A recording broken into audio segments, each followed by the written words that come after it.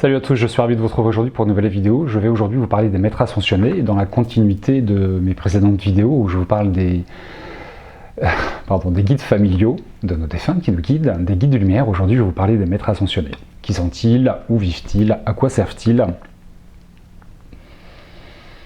Quelle interaction ils peuvent avoir auprès de nous et comment rentrer en contact avec nous? La première chose que j'aimerais vous faire comprendre, c'est qu'il faut absolument les désacraliser. Leur demande est vraiment, avec beaucoup d'humilité, beaucoup d'amour, beaucoup de gentillesse et beaucoup de bienveillance, ils nous demandent d'arrêter de les sacraliser, de les mettre sur un piédestal. À une époque, l'homme a eu besoin de vénérer un dieu ou des divinités, et aujourd'hui, c'est plus d'actualité. Ces besoins sont obsolètes, je trouve, et c'est vraiment leur demande de les descendre du piédestal sur lesquels on les a mis, et d'enlever ces icônes religieuses ou bibliques qu'on a pu en faire. Et je vais bien faire, bien sûr, référence à Jésus, à Marie, à Bouddha, à Moïse ou je ne sais qui, toutes ces grandes figures emblématiques qui ont pu aider l'homme, soutenir l'homme pendant des siècles.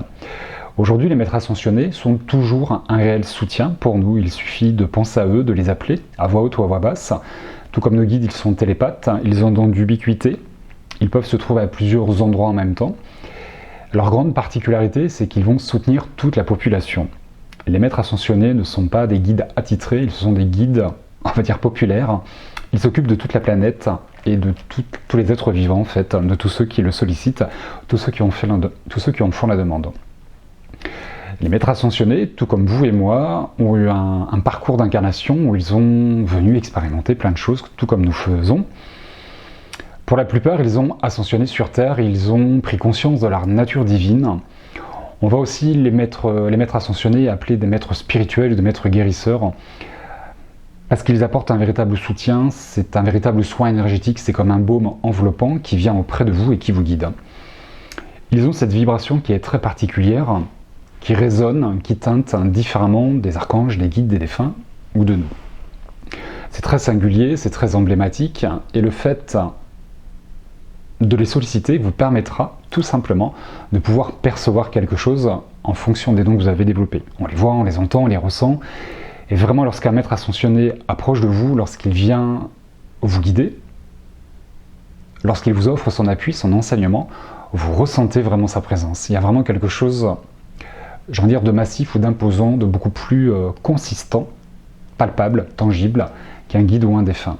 Ils ont vraiment une énergie qui est beaucoup plus dense, massive, importante, je trouve. Donc ces âmes, ces maîtres ascensionnés sont venus sur Terre, les plus illustres, Jésus, Marie, Marie-Madeleine, Bouddha, Maître Saint-Germain, El Moria, ont pu ascensionner sur Terre, d'autres ascensionnent de l'autre côté. On entend parfois des personnes dire « je suis guidé par Jésus », par Marie ou un maître ascensionné. Ce qu'il faut entendre, c'est que ce n'est pas un guide qui est attitré, il vient en plus des guides familiaux, en plus des guides de lumière, ils viennent former une équipe auprès de vous pour vous accompagner différemment. Les maîtres de sagesse, les maîtres ascensionnés, sont toujours porteurs d'enseignement. Ils sont là pour vous permettre d'ascensionner dans votre cycle d'incarnation, vous permettre de mieux appréhender votre vie, qu'est-ce que vous travaillez dans votre incarnation, quelle est votre vraie nature, votre essence, vous faire ressentir cette petite flamme d'amour inconditionnel qui brille en vous, à leur contact, c'est ce qui va souvent se réveiller. Moi je trouve ça toujours très apaisant, très serein, ça apporte la confiance, la foi, la détermination, le courage, ça explique beaucoup de choses, et c'est toujours fait d'une manière très métaphorique, ils vont vraiment vous pousser à comprendre ce que vous êtes en train de vivre. Le but d'un guide, d'un maître ascensionné, c'est pas toujours de vous donner les réponses, ça vous permet de trouver vous-même vos réponses. Et c'est souvent comme ça que les maîtres ascensionnés vont opérer auprès de vous. Donc ils ont tous une fonction particulière, à leur rythme, comme ils savent le faire, ils vont vous guider. Lorsqu'un maître ascensionné s'approche de vous, rentre dans vos énergies, vous accompagne, vous êtes sûr qu'ils sont là pendant plusieurs années. Si on prend l'exemple du pardon, de l'amour inconditionnel, de la sagesse, du non-jugement, c'est pas en 6 mois, peut-être en 6 ans, qu'on arrivera à capter le sens de leur message et de l'enseignement. Prenez le temps de les découvrir, prenez le temps de comprendre comment ils agissent, et tout l'intérêt de les avoir auprès de vous. J'insiste sur le fait que c'est hyper simple, il n'y a pas besoin d'être un élu de la population, de faire partie d'une élite particulière pour être guidé par les maîtres ascensionnés. Il suffit juste de les solliciter. J'ai entendu dire qu'ils vivaient, alors pas qu'ils vivaient, pardon, qu'ils se réunissaient à Shambhala. Shambhala est une ville de lumière, de cristal, qui vibre à la 9e dimension, pardon, dans la chaîne des Himalayas, dans le désert de Gobi. C'est un endroit auquel on peut accéder, là aussi, par une méditation, par le fait d'en faire la demande. Pas besoin de faire de sortie astrale pour aller à Shambhala, mais c'est un petit peu l'endroit où ils se réunissent, un peu comme j'allais dire un bureau, un endroit où ils se réunissent pour, là où ils siègent, pardon, voilà, c'est ça, là où ils siègent, pour prendre les plus grandes décisions qui font référence à la Terre, dans les changements planétaires, comment interagir, comment intervenir. Moi personnellement, on m'en a jamais parlé, mais c'est quelque chose qu'on entend souvent. Shambhala existe bien. Moi j'ai pu aller me balader dans Shambhala par le biais d'une méditation plusieurs fois. Donc c'est une ville qui est très agréable et qui apporte également énormément de choses et qui est propice à la rencontre des maîtres ascensionnés. Ouvrez votre cœur, faites la demande à voix basse, par écrit comme vous voulez.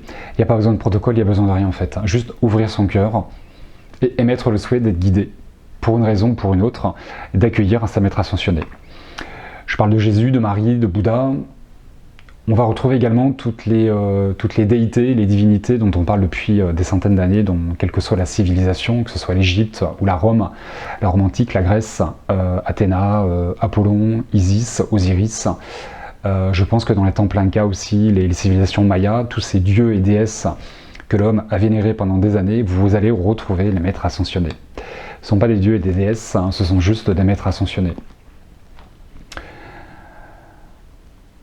Quoi vous dire de plus sur les maîtres ascensionnés? C'est pas une chance, il n'y a rien d'exceptionnel, juste en faire la demande, c'est vraiment eux leur demande. Ils ont vraiment une approche qui est ultra simple, ultra familière. Jésus, Marie vous appelleront toujours mon fils, ma fille, mon frère ou ma sœur. C'est le tutoiement qui est de mise avec eux. Il y a toujours une forme de politesse, de savoir-vivre, mais comme avec tout le monde, j'ai envie de dire. Et de là, vous vous laissez aller, vous vous laissez guider et comprenez simplement ce qu'ils peuvent vous apporter. C'est un soutien, c'est un pilier, c'est une compréhension de votre vraie nature, des enseignements qui résident dans votre incarnation, pourquoi c'est compliqué, pourquoi on souffre, sur qui je m'appuie, qu'est-ce que je ne comprends pas. C'est un bâton sur lequel vous allez pouvoir vous appuyer pour avancer. Qu'est-ce que je me suis noté de vous dire de plus? Je ne sais plus. Je crois que j'ai fait le tour. Ouais, ça me paraît pas mal là.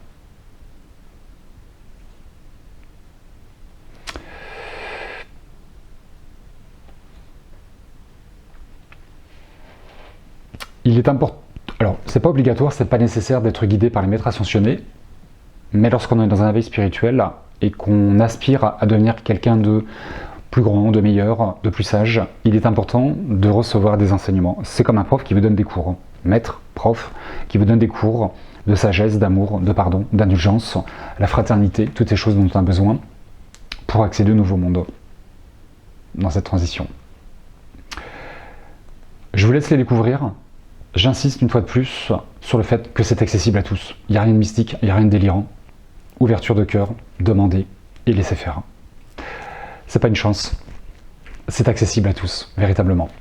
Voilà, j'espère que cette petite vidéo vous permettra de mieux comprendre qui sont les maîtres ascensionnés, et surtout que c'est accessible à tous, pas besoin d'être un élu de la population ou d'être médium. Ça n'a ni queue ni tête tout ça. Sollicitez-les, découvrez-les, enrichissez-vous de leur énergie, de leur appui, de leur soutien et de ce qu'ils sont véritablement. Ça se goûte, c'est une énergie qui est très très singulière, très particulière. Voilà, je vous embrasse bien fort, je vous dis à très bientôt pour une prochaine vidéo, très certainement les archanges, et d'ici là, prenez soin de vous.